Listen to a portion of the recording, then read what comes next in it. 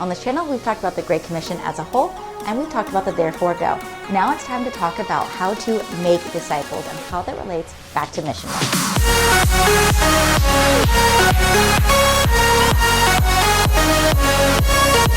Hi, hello there. My name is Amanda. I'm here to help you understand the Great Commission just a little bit better. One of the ways we're going to do that is by continuing to break down the Great Commission. This has kind of become a little bit of a mini series, which is really cool. So I've talked about the Great Commission as a whole, and then I spent some time talking about the therefore go part of it when I talked about Paul's ministry of reconciliation. Now I want to talk about being fishers of men. That's a very Christianese way of talking about discipleship. And I want to talk about it from Matthew chapter 4, verse 19. Those are like three little things that Jesus says that shows us pretty practically what the discipleship process looks like in the everyday. But why is this part even important when it comes to someone wanting to go on a mission trip? Well, good Christian missions are always going to be rooted in discipleship. If you don't root a Christian mission in discipleship, you're going to find yourself a part of a ministry that is blowing in, blowing up, and blowing out.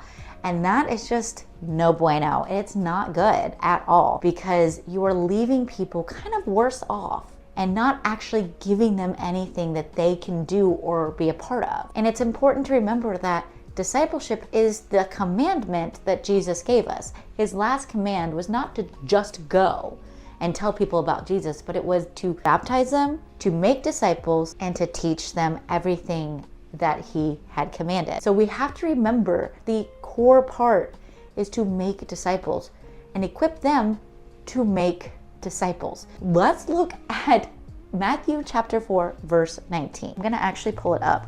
I have this book right here. It's called Real Life Discipleship. This one is the training manual. I love this book. I've had it since 2018. This was a really good practical tool that my disciple maker, my spiritual mentor, used to teach me the Great Commission and how to be a disciple and how to be a disciple who makes disciples.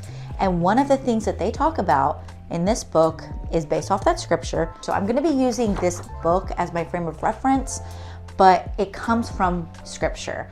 This is not something that Jim Putman and his friends came up with on their own. This is literally found in scripture. They just expanded on it, and I really like how they talk about it. And I want to give that knowledge to you. But I do encourage you, if you've not done this little training manual, take some time to do it. It's really good. I know not everyone's into stuff like this, but truly this has been like really good, practical, Great Commission and discipleship stuff that has really made how I interact with my community, how I do missions, how I do small groups, way better. All right, so let's look at Matthew chapter 4, verse 19. And it says, "Follow me, I will make you fishers of men." To follow someone is to listen to them, to kind of come under their authority. That's the head knowledge, is to admit and submit that, hey, I might not have everything figured out, but this Jesus guy does. So I'm going to listen to his words. So that is the first step. Follow me. You'll see this step with the spiritually dead going into spiritual infant. So this is like the phase between not knowing Jesus and accepting him into your heart, but it really is accepting him into your head to start.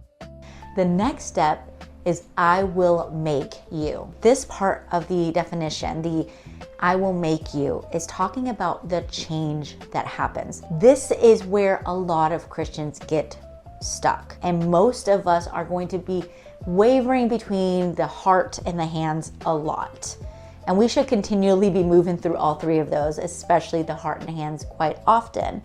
But the heart is where it really happens. This is the part where Jesus is sitting here and he is transforming your heart. And he is helping you see things through his eyes for the first time. I know I still struggle with this part because it is so hard to allow yourself to be changed.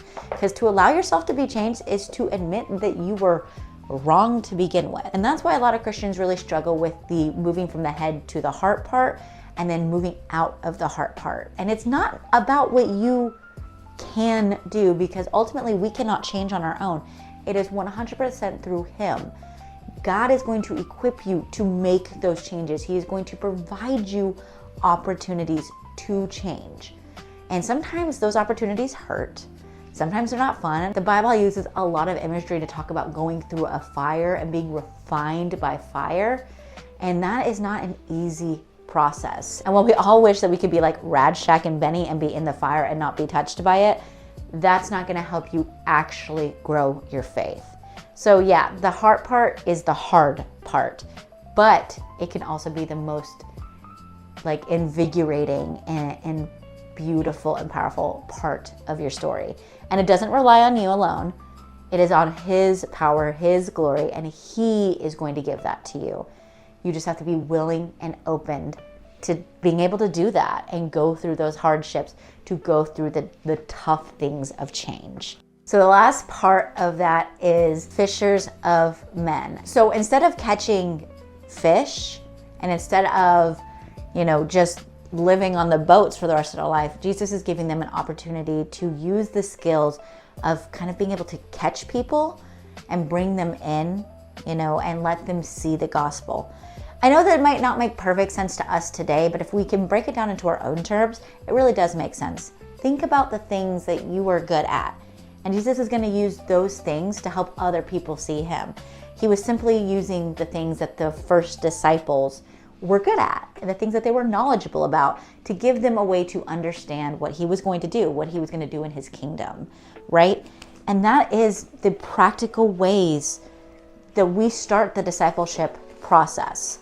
That is how we go from the head to the hearts to the hands. So after we follow Him, we are transformed by Him. We can then go out and gather people for Him. Now, discipleship is going to look different for everybody. There's not 100% one way to do it. Am I going to tell everyone that they need to do this book because I think this book is the best book? Absolutely. Is everyone going to do it? No, realistically not. And I'm okay with that, because the way that you do discipleship is going to depend on the season of life you're in. But discipleship is not an optional thing. Discipleship is something that is the kind of core of what it means to be a Christian, because how can you learn if no one is teaching you? Yes, God has the ability to teach you everything, but the Lord has entrusted us with this mission.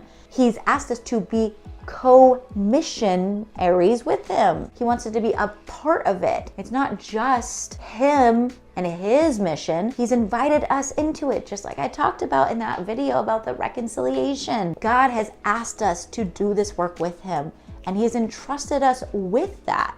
So we should take confidence and take joy in the fact that we get to do this really cool thing with God. And it starts by telling people about Jesus. It doesn't stop there though.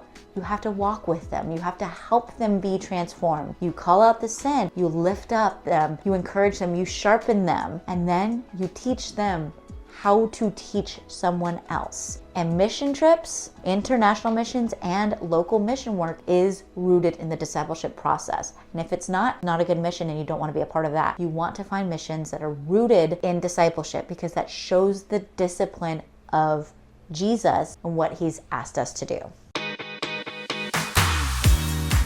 Thank you so much for watching this video. If you enjoyed this video, go ahead and give me a thumbs up. It lets me know that you like to see content like this and you want to see more. I'd also ask that if you want to, go ahead and subscribe. I have a lot more content, not only about the Great Commission coming out, but other things like Bible journal flip-throughs and practical like Bible study tips and just things like that are coming up, a couple book reviews, and I'm very excited for this content. I'm also going on a mission trip soon, so I will have mission trip content coming up soon as well. So if you'd like to know when all that's coming, go ahead and subscribe. And now I'm going to ask y'all a question. I want to know about a time that God really changed your heart in some way. Tell me a really cool story about how God was able to transform your heart in a really cool way, and you were able to share that with someone else. I want to read all of your stories below, and I will talk to y'all later. Bye!